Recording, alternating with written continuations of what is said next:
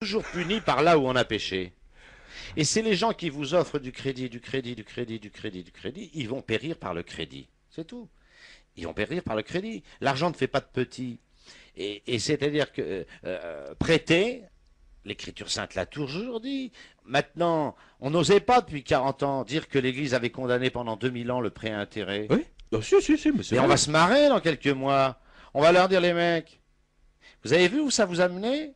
Votre prêt à intérêt universel, j'ai une dette, qu'est-ce que je fais? J'emprunte pour rembourser ma dette. Ça me crée une deuxième dette, enfin tout le monde le sait. Non, mais... J'emprunte une deuxième fois. C'est l'argent qui fait des petits. Et l'Église clame depuis 2000 ans que l'argent ne fait pas de petits. Attendez, l'Église clame non, beaucoup de choses, mais vous n'avez pas répondu à la question qu'on vous a posée tout à l'heure.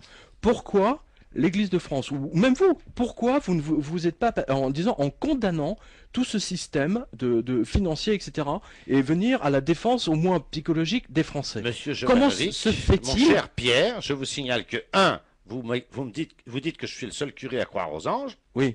Ce qui est vrai, enfin c'est faux, même c'est exagéré. Mais je suis le seul curé qui, dans ses cours, condamne encore le prêt à intérêt comme une chose, comme une chose fondamentalement immorale. Écoutez, mais répondez je à la vois pas question. pourquoi moi. Je vous prête 100 balles, je vous prête 100 balles ou 100 euros. Bon. Mais attendez, c'est pas ma question. Non, mais je suis pas d'accord. C'est pas ma question. Répondez à la question. Pourquoi vos confrères, prêtres, qu'ils soient progressistes, de ceux du Vatican, pourquoi il n'y en a pas un archevêque, un évêque, j'en sais rien, qui est condamné, qui est dit au moins publiquement que les banques exagéraient en endettant outrageusement les Français? Oh, pas les Français. Que cette crise financière était due aux banques? Oui, non, mais ça c'est vrai que l'Église... Comment se fait-il qu'il y a cette absence? C'est vrai. De la même façon que la CGT ou la CFDT, on en a parlé tout à l'heure, c'était la question d'ailleurs. L'Église est d'ailleurs. un peu muette sur les dysfonctionnements du système bancaire, et je ne dis pas seulement les dysfonctionnements du système bancaire, mais peut-être l'immoralité intrinsèque du système bancaire. C'est pas pareil. Vous comprenez la différence? D'accord. Donc vous condamnez. Moi, j'ai rien inventé. Hein. Moi, je suis catholique avec le magistère de l'Église. Bon, le magistère de l'Église a condamné le prêt à intérêt. Alors tout le monde rigole. Et omnes rigolaverunt en latin. Bon, tout le monde rigole. Voilà.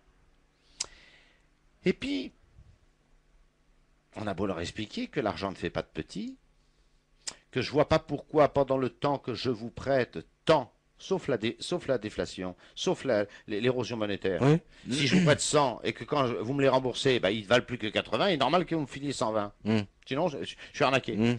Mais par contre, s'il n'y a pas de déflation, s'il n'y a pas d'érosion monétaire, comment se fait-il que vous me prêtez, que je vous prête 100 ou que vous me prêtez 100 et qu'à la fin je vous rends 120 ou 130? D'où viennent ces 30? Ils sont où? Ça correspond à un travail? Ça correspond à une prestation? L'Église a toujours dit non, avec toute l'Écriture sainte, avant, pendant et après.